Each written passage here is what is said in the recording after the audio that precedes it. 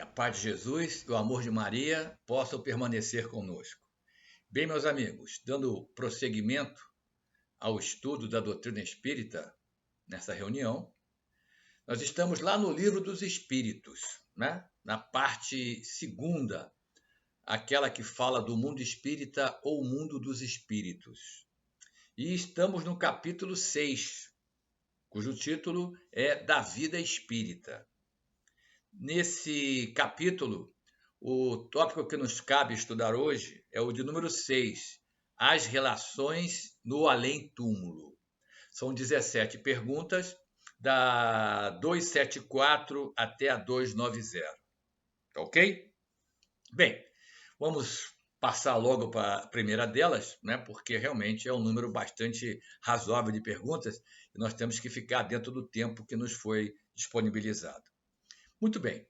Então, nessa 274, o que perguntou Kardec? Da existência de diferentes ordens de espíritos, resulta para estes, bem, para os espíritos, alguma hierarquia de poderes? São duas perguntas conectadas. Há entre eles subordinação e autoridade? Bem, se nós nos lembrarmos do primeiro capítulo desta parte segunda, do Livro dos Espíritos, onde entre as perguntas 100 e 113, Kardec nos apresenta a chamada escala espírita, né? A gente já vai lembrar que a resposta a essas duas perguntas conectadas, né, é uma resposta afirmativa, tá certo? Realmente existe hierarquia de poderes entre as diferentes ordens de espíritos, né? Lembrando, eu falei na escala espírita, né? São 3 ordens e 10 classes, tá certo? E, evidentemente, se já foi dito que há uma hierarquia, isso pressupõe que existe entre os espíritos, né, subordinação por parte de uns e autoridade por parte dos outros, tá certo? Mas vamos à resposta que Kardec recebeu. Muito grande, ou seja, a hierarquia existe nesse patamar. E a resposta continua. Os espíritos têm uns sobre os outros a autoridade correspondente ao grau de superioridade que hajam atingido, que hajam alcançado. A autoridade que eles exercem por um ascendente moral irresistível. Aí, na subpergunta dessa 274, o Kardec escutou de novo esse cenário. Olha só. Podem os espíritos inferiores, né, os que estão na base da escala espírita, subtrair-se à autoridade daqueles que lhes são superiores? E a resposta foi direta. Quem respondeu o codificador? Eu disse irresistível. Então, meus amigos, já com essa primeira pergunta e a sua consequente resposta, fica claro que temos duas premissas básicas nesse estudo de hoje, tá certo? A primeira delas tem a ver com a questão daquele antagonismo que já escutamos em outros momentos de estudo da doutrina espírita, não é isso? De um lado, as virtudes, de outro lado, os vícios morais, né? No caso de hoje aqui, claramente, já deu para observar, e as perguntas subsequentes e as suas respostas vão confirmar isso. Nós temos de um lado a humildade, do outro lado o orgulho. Tá certo? Virtude, vício moral. E a outra premissa é que a gente vai também conseguir observar, vai absorver nas respostas, aquela situação que a gente sabe que é o que existe no plano espiritual, né? No plano espiritual, tudo é a base de quê? Da meritocracia, né? Aquilo que já escutamos em vários outros momentos, em que você colhe exatamente aquilo que você planta, é uma realidade. O estudo de hoje vai mais uma vez nos convencer dessa situação, né? No plano espiritual não tem como ter um QI. Você vai simplesmente viver as consequências das escolhas que você fez. Se essas escolhas foram escolhas corretas, escolhas que foram ao encontro das leis divinas, você realmente vai avançar, vai progredir, vai evoluir. Tá certo? Aqui no plano físico, infelizmente, ainda não, a meritocracia não existe em todos os momentos. Até existe em parte deles, mas sem entrar em detalhes, né? Eu não estou falando para nenhum ingênuo, né? No plano físico, ainda, lamentavelmente, muitas vezes a meritocracia deixa de acontecer. Tá certo? Muito bem. Passemos a 275, quando Kardec quis saber, dando prosseguimento a esse cenário da 274. O poder e a consideração que um ser humano gozou aqui na Terra, aqui no plano físico, lhe dão supremacia no mundo dos espíritos? Eu acho que a Temet já intuiu a resposta. Não. Pois que, no plano espiritual, os pequenos serão elevados e os grandes rebaixados, né? E para complementar essa figura que quem respondeu ao Kardec fez, ele deixou só uma observaçãozinha, uma lembrança. Lê os Salmos, né? Mencionou a atenção que temos que dar também ao Antigo Testamento. E, mais exatamente, no caso aqui, a gente pode dizer, ele ao citar que os pequenos serão elevados e os grandes rebaixados, tem a ver com a passagem do profeta Ezequiel, né? Quando ele disse o seguinte: e assim o soberano, o Senhor, disse: tire o turbante e a coroa, não será como antes. Os humildes serão exaltados e os exaltados serão humilhados. Tá certo? Então, fechou a menção que quem respondeu ao Kardec fez do Antigo Testamento, e eu trouxe para vocês que passagem foi essa. Bom, mas também na 275 existe uma subpergunta. O Kardec, para aprofundar o contexto da resposta, quis saber como devemos entender essa elevação e esse rebaixamento. E é bom que a gente, mais uma vez, toque nesse assunto, antes da resposta. Alguém pode achar, poxa, mas é redundante a pergunta do Kardec, já está inerente. Amigos, Kardec não estava apenas preocupado em receber as lições que iam contribuir para o seu progresso. Conhecendo a biografia do nosso codificador, a gente sabe que ele já naquele instante, naquela segunda metade do século XIX, ele já era um espírito com uma bagagem bastante considerável. Então, quando aparecer uma pergunta dessas que você acha que é redundante, lembre-se, Kardec estava pensando em nós outros, né?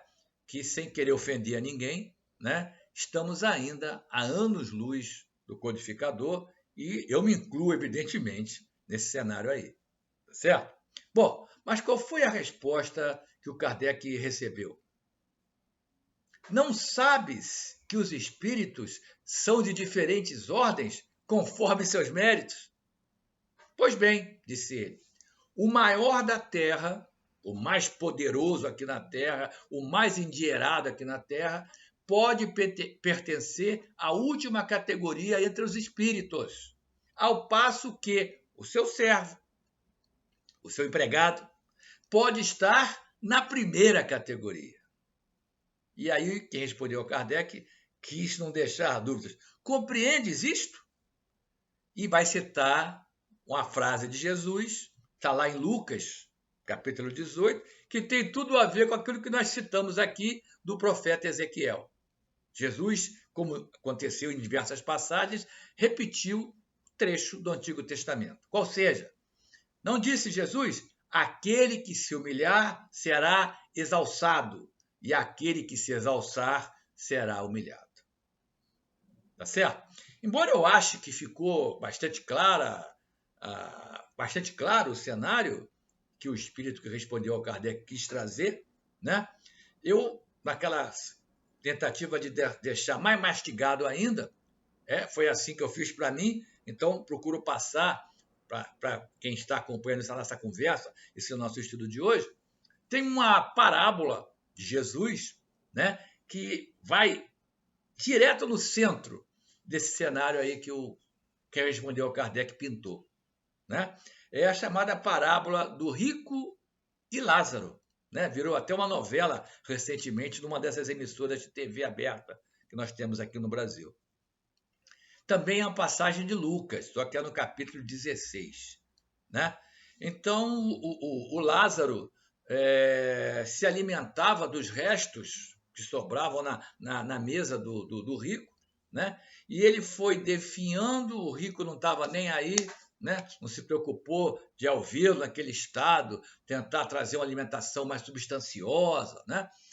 E, para ele, não tinha nenhuma diferença o que estava acontecendo na porta da casa dele, e aconteceu como o filme é esse, os dois desencarnaram, né? Só que ao chegar no plano espiritual, aconteceu exatamente isso que o companheiro respondeu ao Kardec.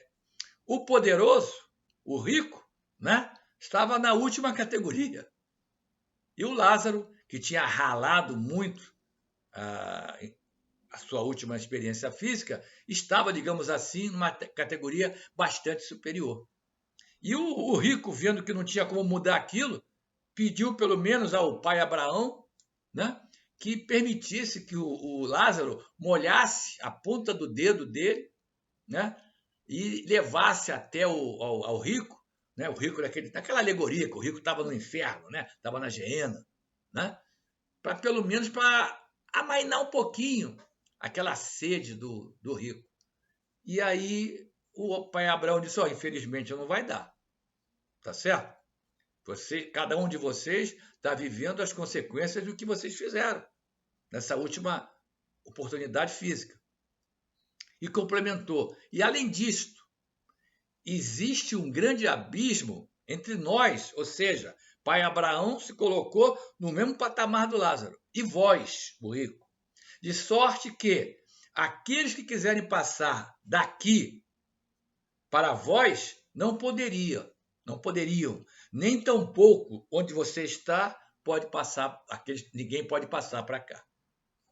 Tá certo? Amigos, parábola, alegoria, né? O cerne dessa parábola é mostrar isso, né? Quem foi o mais poderoso aqui pode, vejam só, não está se afirmando que vai acontecer sempre, mas o mais poderoso, ao comparar-se com o menos poderoso aqui no plano físico, podem ter suas posições invertidas quando chegarem ao plano espiritual. Ok? Sigamos. 276. Perguntou o codificador. Veja só, é uma continuação da 275. Aquele que foi grande na terra, aquele que foi poderoso na terra, e que como espírito venha a achar-se entre os de ordem inferior, como o rico da parábola, experimenta com isso alguma humilhação? A resposta é intuitiva. Vamos escutar o que disse o companheiro que respondeu ao Kardec. Às vezes, uma humilhação bem grande. Mormente, né? Especialmente se esse companheiro era orgulhoso e invejoso na sua experiência física. Olha só, claramente mostrando aqui o antagonismo da virtude com o vício moral, conforme nós comentamos com vocês já anteriormente. Tá? Bem, eu vou trazer agora, e mais algumas outras respostas desse estudo de hoje, a contribuição do espírito Miramês, né, na obra O Livro dos Espíritos Comentado. Né? Ele coloca comentário seu, é um espírito que já tinha uma bagagem bastante razoável. Ele, então, faz comentários, normalmente bastante longos, a cada resposta que Kardec recebeu. Evidentemente, com o tempo que nós temos, eu tenho que pensar um trechinho, tá? Mas um trechinho que vocês vão ver que não só vai ao encontro das respostas que já recebemos, como vai complementá-las. Vejam só o que disse Miramês. Ser grande no mundo, no plano físico, é muito perigoso para quem não entende a oportunidade de servir, de reajustar os seus próprios desequilíbrios do passado, do pretérito. Ser pequeno, mas olha só, esse esclarecimento eu achei importante, porque não é somente direto o oposto. Bom, então, se ser grande pode ser perigoso, porque, especialmente se esse que é poderoso não entendeu que ele estava com a grande oportunidade de servir, de ser útil aos seus irmãos, não quer dizer que o simples fato de alguém ser pequeno no plano físico já vai livrar a barra desse companheiro ou dessa companheira. Porque o Miramês complementou. Ser pequeno e também orgulhoso é bem pior, por não haver motivo para o orgulho. Direto, né? E é uma situação que, embora muitos não gostem que a gente comente isso, mas como eu procuro pautar todo o meu estudo, né, agradando ou não agradando, né, rigorosamente dentro da codificação espírita. Consequentemente, rigorosamente dentro dos evangelhos de Jesus. Ok? Então, existem obras espíritas que tocam nesse ponto aqui, né? Trazendo claramente uma situação que parece que as pessoas acham que não existe. Sim, nós podemos ter alguém que seja pequeno, né? Que não tenha poder, que não tenha riqueza, tá certo? Mas ser orgulhoso. Porque, como nós sabemos, o espírito traz a bagagem que já acumulou. E aquela situação, essa atual experiência física em que ele é pequeno, foi até, de repente, ele participou do gerenciamento dessa reencarnação, né? Ele veio dessa forma para que eu conseguisse eliminar o orgulho do seu perfil. Ele, espírito já de anteriores encarnações, onde vivenciou o orgulho. Só que, por livre-arbítrio, ele pode estar vivendo, passando por essas dificuldades todas, ausência de poder, ausência de recursos financeiros, mas não deixou de ser orgulhoso. É lamentável? É. Mas é isso que o Miramês está citando, né? Que ser pequeno e orgulhoso é pior. Por quê? Porque ele não tem nem motivo para ser orgulhoso. Ele não tem nem poder, nem fartura de bens materiais. Ok? Muito bem. 277. Perguntou Kardec. Fazendo, então, uma contextualização em cima do que já escutamos até agora, né? O soldado, ou seja, o inferior, que depois da batalha se encontra com seu general, com o superior, no mundo dos espíritos, ambos desencarnados, ainda o tem por seu superior? A pergunta vai direto. Quem tinha ficado com dúvida, essa pergunta mata, né? Porque traz a situação concreta. E qual foi a resposta clara dos espíritos? O título nada vale. A superioridade real é que tem valor. Claro, é um corolário do que nós escutamos até agora. Tá certo? E quando o que respondeu ao Kardec falou em superioridade real, qual é o sinônimo para isso? Que vai complementar essa resposta? É a força moral. O que vale é a transformação, é a reforma interior que o espírito em questão conseguiu fazer na sua última experiência física. E isso é que tem peso no plano espiritual, como já escutamos hoje. Perfeito? Vamos para 278. O Kardec quis saber. Essa resposta, essa pergunta tem uma resposta maior. Tá? Kardec perguntou: os espíritos das diferentes ordens, escala espírita, se acham misturados uns com os outros? Qual foi a resposta recebida pelo codificador? Sim e não. Ele explica. Quer dizer, eles se veem, né? Os espíritos de ordem diferentes se veem, mas se distinguem uns aos outros. E continua o companheiro. Evitam-se ou se aproximam conforme a simpatia ou antipatia que reciprocamente uns inspiram aos outros, tal como sucede entre nós encarnados, né? Constituem, ele termina o primeiro parágrafo, constituem um mundo do qual o vosso, né? A Terra, querida, é um pálido reflexo. Já escutamos isso, o Emmanuel nos trouxe isso, que o mundo físico é uma cópia muito pálida, extremamente pálida do plano espiritual, do mundo espiritual, né? E o que respondeu ao Kardec ratifica isso, mas dizendo o seguinte, olha, do mesmo modo que você se sente atraído por alguém ou não, ao contrário, você se sente bem na presença daquele companheiro, daquela companheira, isso acontece no plano espiritual, né? E qual é a palavrinha que vai definir isso? Sintonia. Existe sintonia no plano físico e, evidentemente, no plano espiritual, né? Vai aparecer esse contexto nas algumas respostas mais adiante aí, mas já fique claro isso, né? Se você pode até não ser um bom espírito ainda, vamos considerar o nosso planeta Terra, a humanidade terrestre. Mas se você, pelo menos, já está com aquela intenção de conseguir fazer o bem, de deixar para trás um monte de vícios morais que você possuía, né? Você vai procurar quem quando desencarnar? Companheiros nesse contexto. Por outro lado, aqueles nossos irmãos que acham que ainda devem continuar peitando a lei divina, né? Se lixando para o próximo, ao desencarnarem, com quem que eles vão se sentir atraídos? Com quem que eles vão se sentir afins?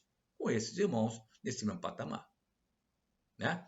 E a resposta se complementa da seguinte forma: aqueles espíritos da mesma categoria, olha só, foi o que eu antecipei, se reúnem por uma espécie de afinidade e formam grupos ou famílias unidos pelos laços de simpatia e pelos fins a que visam. Tá certo? Mesma categoria,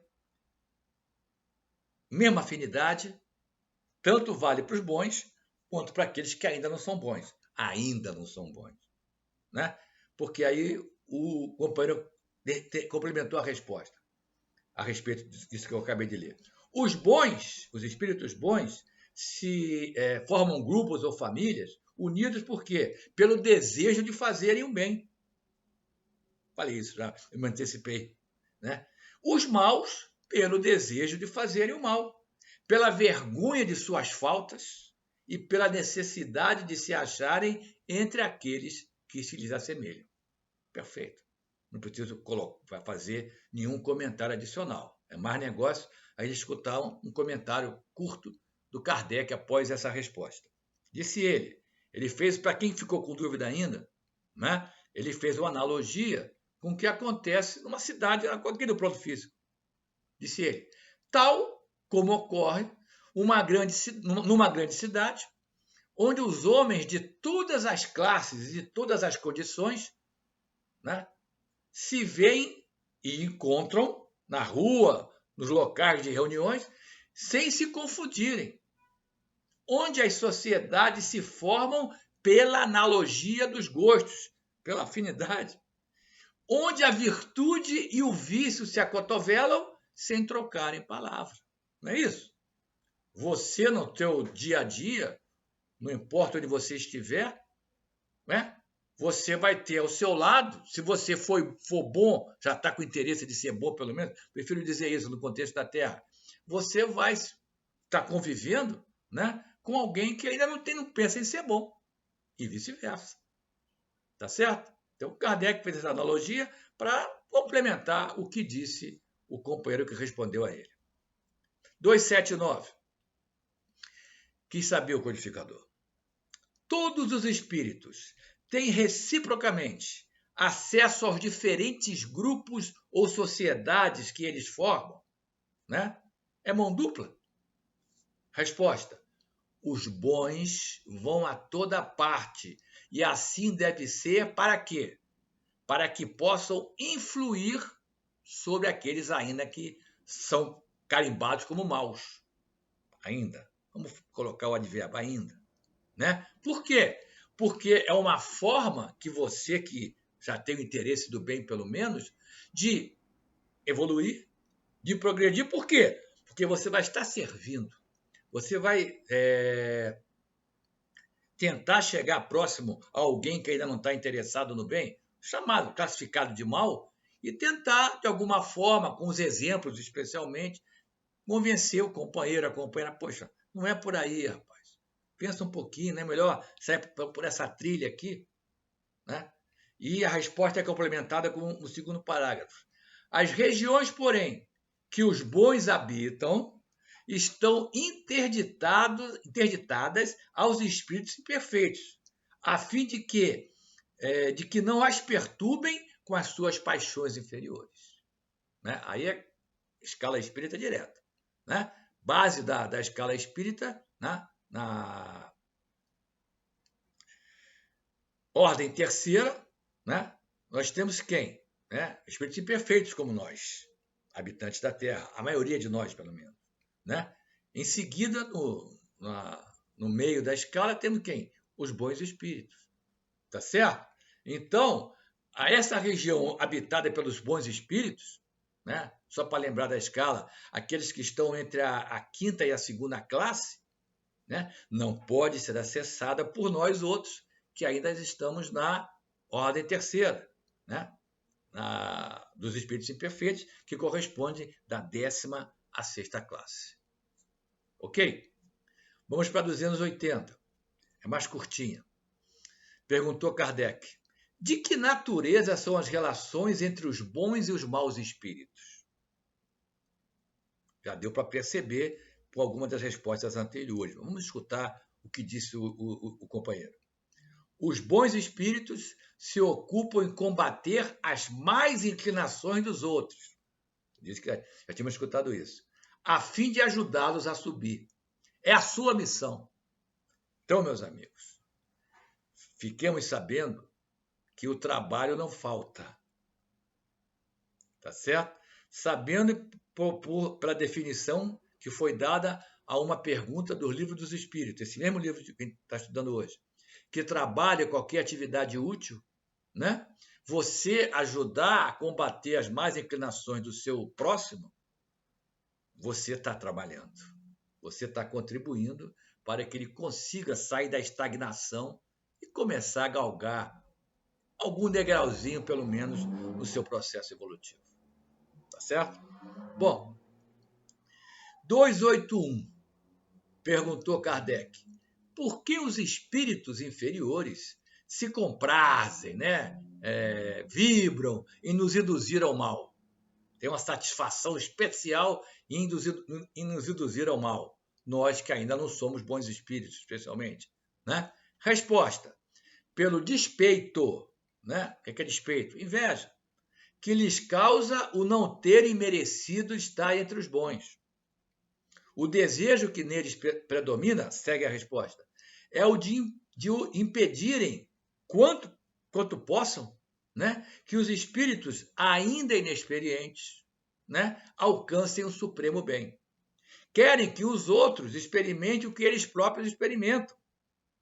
E aí, depois dessa lição, desse ensinamento, mostrando que um espírito inferior, por que ele quer te atrair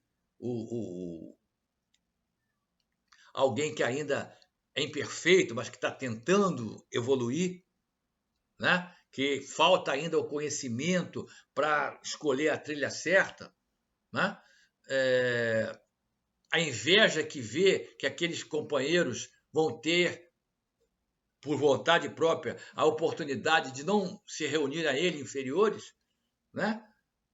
O que respondeu a Kardec fez o seguinte comentário. Quer dizer, um comentário é uma pergunta. Isso não se dá também entre vós outros? Infelizmente, não é o que acontece ainda no plano físico, né? Em que muitas vezes aquele que está numa situação de enfrentamento à lei divina, né? Procura cooptar aquele que está, pelo menos, para usar as palavras aqui, domar suas más inclinações. Né? Não disse nada surpreendente o companheiro que respondeu ao Kardec. Né? E um trechinho só do Miramês. Né? Ele está dizendo por que acontece isso. Né? Desconhecem ainda esses espíritos inferiores o valor do bem. Ainda. Miramês também usou o advérbio. E ele fez uma pergunta também. A gente pode parar para pensar e sabe a resposta. Quantos crimes se processam na Terra, se processam no plano físico por inveja? Eu não preciso responder, porque cada um de vocês, mentalmente, já deu a resposta. 282. Perguntou o codificador. Um tema bastante interessante, que é bom a gente sempre comentar, porque num estudo como esse, nós temos, os companheiros que estão participando não são homogêneos, né? Em termos de conhecimento da doutrina. Então é sempre bom tocar nesse assunto, porque é um ponto vital da doutrina espírita. Perguntou Kardec, como se comunicam entre si os espíritos? Um daqueles pilares da doutrina espírita, a comunicabilidade dos espíritos. Resposta, um pouco grandinha. Eles se veem e se compreendem. A palavra material é o reflexo do espírito. E aí vai no cerne da resposta. O fluido universal estabelece entre eles, entre os espíritos, constante comunicação. Ele é o veículo da transmissão dos pensamentos desses espíritos. Como para nós, encarnados, o ar é o veículo do som. Não aprendemos isso? E a resposta é complementada da seguinte forma. É uma espécie de telégrafo universal que liga todos os mundos, todos os orbes do universo criado por Deus e permite que os espíritos se correspondam de um mundo a outro. Em resumo, meus amigos, está explicado aqui o contexto da mediunidade, né? Da comunicabilidade dos espíritos. Bom, vale a pena a gente frisar dois pontos que eu achei mais importantes para realçar nessa resposta. Primeiro, vocês ouviram, a palavra, né, a verbalização dos pensamentos depende dos órgãos físicos do corpo físico. Quando estamos desencarnados, a palavra deixa de ser necessária. Os pensamentos resolvem tudo, sabemos disso. E justamente por falar nesse ponto, é que vamos relembrar a sequência, né, a tríade que explica a comunicabilidade dos espíritos, que explica a mediunidade. De novo, o fluido universal, que é o veículo, né? O pensamento, se utiliza dele, e a vontade. Não é isso? Você vai pensar o que você quer. Você vai direcionar o pensamento para onde você quer. Você. Ok? E só para fechar essa resposta, vale a pena trazer um comentário de Allan Kardec em A Gênese, o quinto livro da codificação, que também fecha, né, o que nós escutamos aqui. Para os espíritos, o pensamento e a vontade são o que é a mão para o ser humano. Perfeito. Aí, se alguém tinha ficado com dúvida, essa analogia feita por Kardec vai realmente apagar qualquer possibilidade de não ter entendido o contexto dessa resposta. Tá certo? Sigamos. 283, perguntou Kardec. Podem os espíritos reciprocamente, vai e volta, dissimular seus pensamentos? Eu dissimulo dele, ele dissimula de mim? Mais uma vez, duas perguntas conectadas. Podem ocultar-se uns dos outros? Pelo conceito que escutamos na resposta anterior, já vimos que não. E a resposta é essa: não. Para os espíritos, tudo é patente, tudo é visível, sobretudo para quem? Para os espíritos perfeitos. Você não tem como enganar um espírito perfeito, né? Podem afastar-se uns dos outros, mas sempre se veem. Isto, porém, frisa quem respondeu ao Kardec, não constitui regra absoluta, não é 100%. Por quê? Porquanto certos espíritos podem muito bem tornar-se invisíveis a outros espíritos se julgarem útil fazê-lo. Evidentemente, estamos falando do espírito que já tem a bagagem, não é de espírito inferior. Espírito inferior não dá para ficar invisível, né? Mas o espírito superior a outro, na tentativa de ajudar esse companheiro, né, pode, como escutamos aqui, se tornar invisível, com a finalidade de trazer um bem, de trazer a oportunidade evolutiva para esse companheiro que está mais atrasado que ele. Então, o que é que fica claro? A gente pode adicionar um comentário. Os espíritos não conseguem ocultar da mesma faixa nem dos superiores. Você é um bom espírito. Você não consegue ocultar de quem também é um bom espírito, e claro, de quem já é um espírito perfeito. Tá certo? Agora, consegue ocultar do espírito inferior, né? Só para ratificar o que nós colocamos. E numa pergunta mais à frente, na resposta de uma pergunta mais à frente, a 457, a respeito dessa questão de o teu pensamento em relação a outro espírito. Essa promiscuidade do pensamento, digamos assim. Quem respondeu, Kardec, disse o seguinte: muitas vezes os desencarnados chegam a conhecer o que desejarias ocultar de vós mesmos. Aquilo que você sabe que fez de errado. Uma lembrança trágica, uma ação sua, que você não gosta nem de lembrar, mas você pode até, de alguma forma, psicologicamente, botar lá no fundo do teu cérebro e não ficar visível para você. Mas escutamos aqui. Para o espírito, não dá, porque nós somos transparentes. Tá certo? E ele reafirma: nem atos, nem pensamentos se lhes podem dissimular. Esse é o contexto de uma resposta mais adiante, da pergunta 457. E aí alguém pode perguntar assim, poxa, por que a gente já não domina o pensamento, né? Quem já está com uma bagagem um pouquinho melhor, já não podia penetrar no pensamento do outro, isso devia ser benéfico para todo mundo. Meus amigos, lembremos-nos do nosso patamar evolutivo ainda. Lembremos-nos das barbaridades que, lamentavelmente, ainda acontecem em pleno século XXI.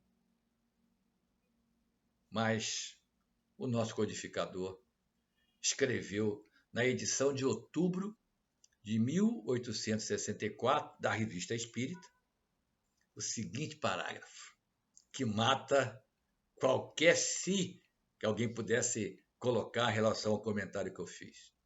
Escreveu Kardec: no estado de inferioridade em que ainda se acham os homens na Terra, seres humanos, a penetração do pensamento, se fosse geral, que muitos acham que é a solução, sem dúvida, seria uma das mais perigosas, porque se tem muito a ocultar, nós, espíritos ainda imperfeitos, temos muitas coisas a ocultar, das nossas falhas, das nossas paixões, né? Dos nossos vícios morais. E muitos podem abusar, sim. Alguém que penetrasse no meu pensamento, né? Tivesse acesso à parte mais escura das minhas inclinações, poderia se aproveitar disso em relação a mim. É isso que o Kardec está colocando.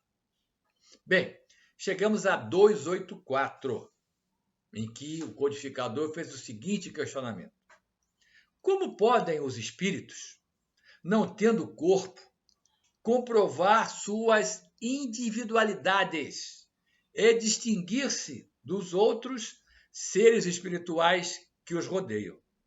Né? Você não tem corpo. Como que você vai dizer, eu sou o Luiz, aquele ali é o Paulo, aquela é a Fernanda? Como vamos ter essa convicção? Resposta: comprovam suas individualidades pelo perispírito, que os torna distinguíveis uns dos outros, como faz o corpo material entre os encarnados, entre os seres humanos. Perfeita, clara a resposta, né? Eu gostaria até de avançar no contexto do perispírito, mas o tempo não permite. Nós estamos nos aproximando da fase final do nosso estudo, né? Mas sugeriria quem quiser se aprofundar o conhecimento sobre o perispírito, tudo que envolve o perispírito, inclusive não apenas a questão de como se distingue um do outro no plano espiritual, Obras Póstumas, o nome já diz. Livro publicado após a desencarnação do nosso Allan Kardec.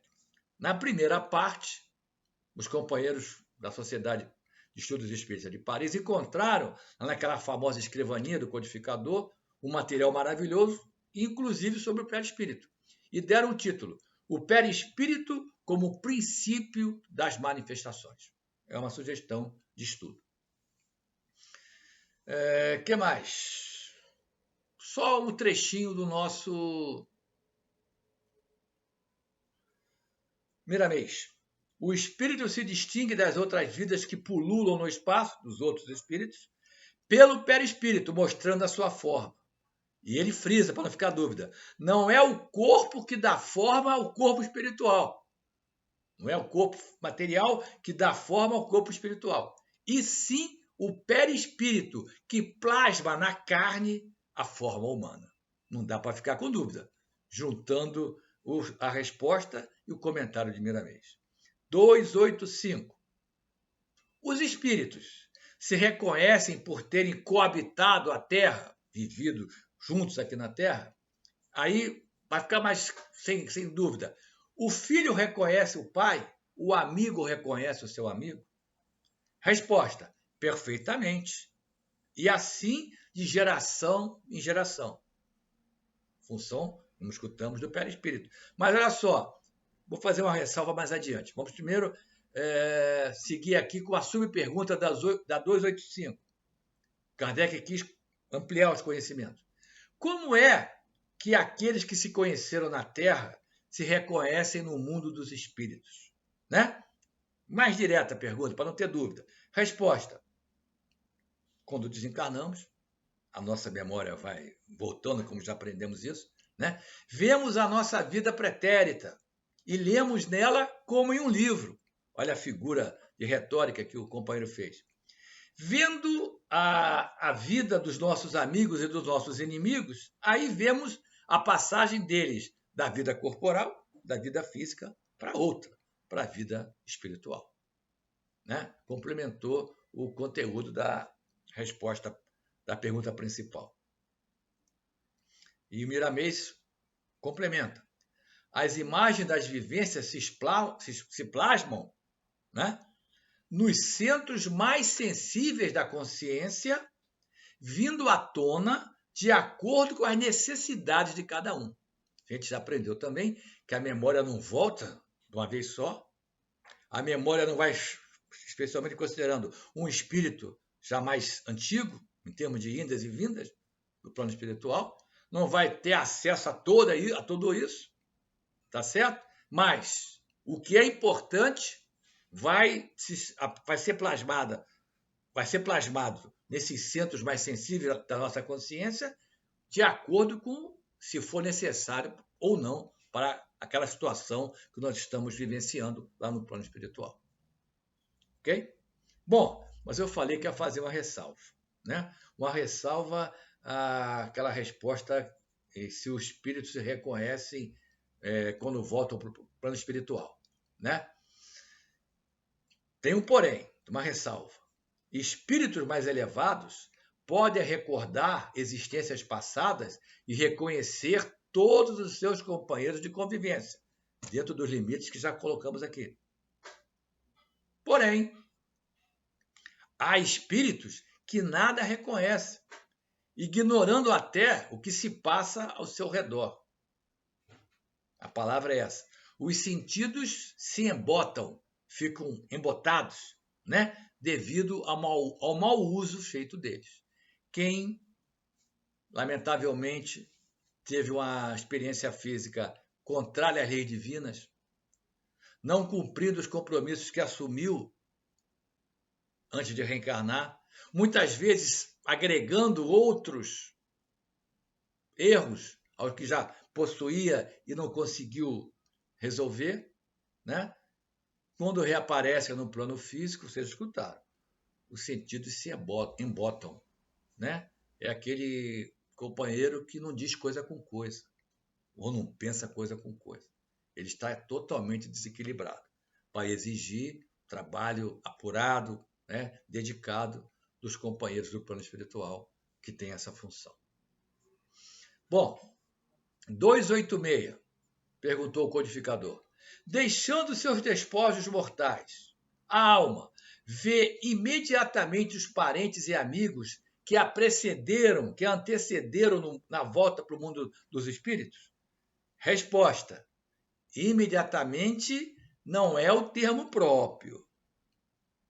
Como já dissemos, é necessário algum tempo para que ele se reconheça a si mesmo e alige o véu material, né? Por que ele diz assim, como já dissemos? Tem a ver com a pergunta que vou comentar, trazer para vocês aqui agora, em seguida, né? Uma pergunta anterior, da 164. Né? Vocês vão entender por que ele está dizendo isso. Como já dissemos, é necessário algum tempo para que o espírito comece a se reequilibrar, né? E retirar, então, aquele véu material que envolvia sua consciência em relação a essa memória. Ou seja, é de acordo com o patamar evolutivo do espírito em questão. Mas vamos lá no 64. Kardec havia perguntado o seguinte: a perturbação que se segue à separação da alma e do corpo é do mesmo grau e da mesma duração para todos os espíritos? Né? A questão é a seguinte, ficou claro, quando acontece a desencarnação, todos passam por momentos de perturbação. Isso que o companheiro que respondeu a pergunta anterior colocou. Né? O que é que varia? Conforme a resposta aqui que a gente vai escutar, é o tempo que essa perturbação demora. O tempo que essa perturbação leva. Olha só, é do mesmo grau e da mesma duração para todos os espíritos? Não. Depende da elevação de cada um, depende do mérito de cada um, depende das escolhas que cada um fez. Aquele que já está purificado se reconhece quase que imediatamente, pois que se libertou da matéria, antes que cessasse a vida do corpo. Enquanto que o homem carnal, o homem apegado à carne, ao plano físico, aquele cuja consciência ainda não está pura, guarda por muito mais tempo a impressão da matéria. Está explicado. A perturbação pode levar minutos, horas, dias, ou séculos, ou milênios. Tá certo? Em função, como escutamos aqui, do patamar evolutivo que cada um esteja. Do que fez na sua última experiência física. Do que cumpriu e não cumpriu, do que tinha se comprometido antes de reencarnar. Só para dar um exemplo. Bom, né? Que infelizmente para a maioria de nós da humanidade terrestre encarnados ainda está bem longe. Bezerra de Menezes.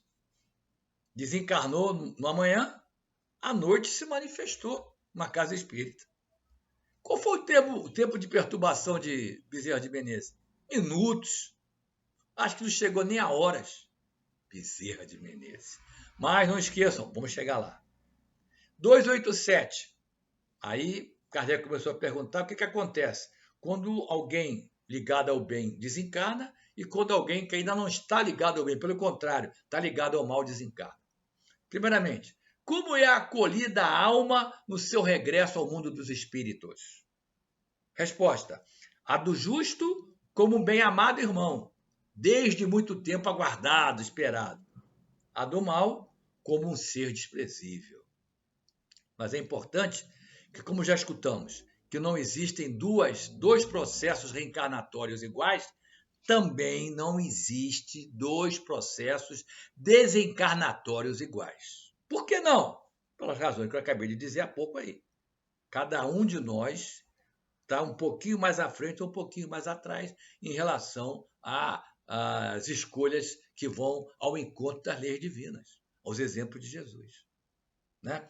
E o Miramês trouxe um parágrafo maravilhoso que eu vou contextualizar lá no final do estudo, que está acabando.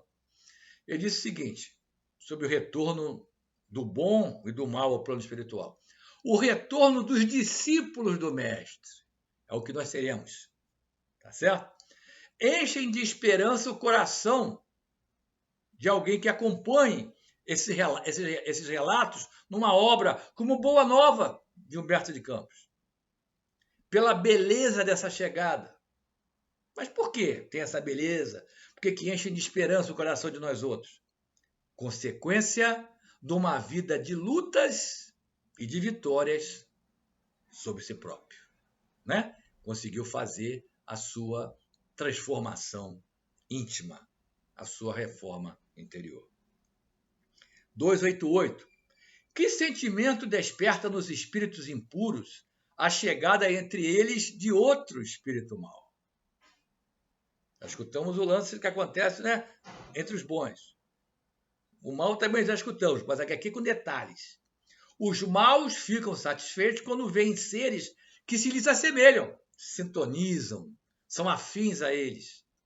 E privados também da infinita aventura, qual na Terra acontece com um tratante, ó, uma palavra, um substantivo que não se usa muito hoje em dia. Qual na Terra acontece com um tratante, né, alguém ligado ao mal, entre os seus iguais, entre aqueles que também ainda estão ligados ao mal, né? Aquilo que já escutamos, meus amigos, que o Miramês repete.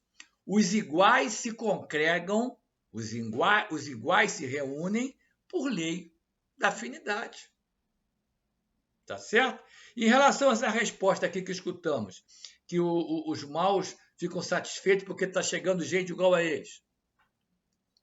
Tem uma frase de Jesus, está em Mateus e em Lucas. Define direitinho isso. O mestre foi claro. Aonde estiver o cadáver, aí se ajuntarão os abutres. Amigos, não tem como fugir dessa frase do mestre amado. 289. Nossos parentes e amigos costumam vir ao encontro quando deixamos a Terra? É o que a gente gostaria que acontecesse sempre, né? Quando a gente desencarna, eles vêm ao nosso encontro, aquele que nos antecederam no retorno à pátria espiritual? Resposta: sim. Os espíritos vão ao encontro da alma a quem são afeiçoados. Felicitam-na como se regressasse de uma viagem, por haver escapado aos perigos da estrada, e ajudam-na a desprender-se dos liames corporais, né? Os laços ainda que possam existir, os nossos afetos, aquele que a gente ama e aquele por quem somos amados, procuram agir desse jeito. E a resposta continua. É uma graça concedida aos bons espíritos. Os levirem ao encontro aqueles que os amam, ao passo que aquele que se acha maculado permanece em insulamento, permanece em isolamento, ou só tem a rodeá-lo aqueles que lhe são semelhantes. Meus amigos, uma resposta dessa não nos deixa alternativa. Quem que a gente quer encontrar ao voltar ao plano espiritual? Não são aqueles que nos antecederam? Dependendo de cada um de nós, nosso pai, nossa mãe, nosso avô, nossa avó, nosso filho, nossa filha, nosso esposo, nossa esposa, nosso companheiro, nossa companheira. Não é isso que a gente gostaria? Então, a receita está aqui nessa resposta. Vamos recortar e gravar. Tá certo? E aproveitando esse comentário, tem também a contribuição do Miramês. A quem está se desprendendo, se tem mérito, o mundo espiritual elevado não descansa para lhe dar todo o apoio de que precisa. Desde o corte do laço fluídico, que eu já mencionei, que o prende ao corpo de carne, até a condução para as casas de recuperação espiritual. Olha só que beleza, meus amigos. Junta a resposta do Livro dos Espíritos com esse comentário do Miramês. É o que nós desejamos, não é isso? Então, meus irmãos, falo para mim também, que a gente consiga chegar nesse ponto. E aí vocês escutaram, né? Que o plano espiritual envia emissários, aqueles que nos amam, que é quem nós amamos, né? Desde o momento para participarem do corte do laço fluídico, até chegarmos numa colônia, numa casa de recuperação que o nosso patamar solicite, nosso patamar evolutivo solicite. Então, eu citei Boa Nova, né? Boa Nova, obra maravilhosa de Humberto de Campos, através de Chico Xavier. Tem 3 relatos de retorno ao plano espiritual maravilhosos. Duvido que qualquer um não se emocione ao lê-los. Primeiro, Joana de Cusa, Joana de Ângeles. Na fogueira, o filho, desesperado com as dores do fogo, pede que a mãe abjure. Não, meu filho, nós estamos no caminho certo. Jesus vem recebê-la. Maria de Magdala, que mudou seu perfil naquela própria encarnação, foi ser útil, servir aos leprosos. Naquela época se falava leproso. Acabou adquirindo a lepra, desencarnou. Quem a recebeu? Jesus. E a maior de todas, a governadora espiritual do planeta. Não é isso? Maria de Nazaré. Também você chora direto ao ler Humberto de Campos trazer o processo, a volta de Maria de Nazaré ao plano espiritual, que começou com aquele viajante chegando lá, a Maria, para conversar com ela, que Maria depois descobre quem era ele, Jesus. E, a respeito dessa, para contextualizar, até a condução para as casas de recuperação espiritual, tem uma outra obra, Irmão Jacó, através de Chico Xavier. Irmão Jacó é Frederico Figner, que foi diretor, prócer da Federação Espírita Brasileira em várias diretorias. E ele, quando desencarnou, quem veio levá-lo e mais alguns outros irmãos para uma dessas casas de recuperação espiritual? Bezerra de Menezes. Certamente o nosso Frederico Figner, o nosso irmão Jacó, tinha merecimento, né? Meritocracia direta. Meus amigos, então chegamos na última pergunta, a 290, em que o Kardec quis saber: os parentes e amigos sempre se reúnem depois da morte? É uma consequência do que já escutamos, dos comentários que trouxemos. Depende isso da elevação deles e do caminho que seguem, procurando evoluir, procurando progredir. Se um está mais adiantado e caminha mais depressa do que o outro, não podem os dois conservar-se juntos, claro, é da lei. Ver-se-ão de tempos e tempos, mas não estarão reunidos para sempre, senão quando puderem caminhar lado a lado, ou quando se houverem igualado na perfeição. E quando a gente discute isso aqui, que ver-se-ão de tempos e tempos, na hora me veio à mente a situação do André Luiz no nosso lar. Desculpa. Lembram da passagem? A mãezinha dele, que havia até intercedido por ele, vinha de vez em quando encontrar com o André. O André não podia ainda ir até onde ela estava, porque ela era um espírito com a bagagem mais adiantada do que André. Mas esse encontro acontecia, como disse quem respondeu ao Kardec, de tempos em tempos. Então, meus amigos, agradecendo a atenção de vocês mais uma vez, agradecendo a casa pela oportunidade do trabalho, eu só queria fechar contextualizando essas 2 respostas finais. Porque eu posso dizer que eu participei indiretamente desse cenário que eu vou relatar aqui, do retorno à pátria espiritual, aqueles segundinhos antes de você largar o corpo físico, ou começar a largar o corpo físico, já dando início ao processo do corte dos laços fluídicos.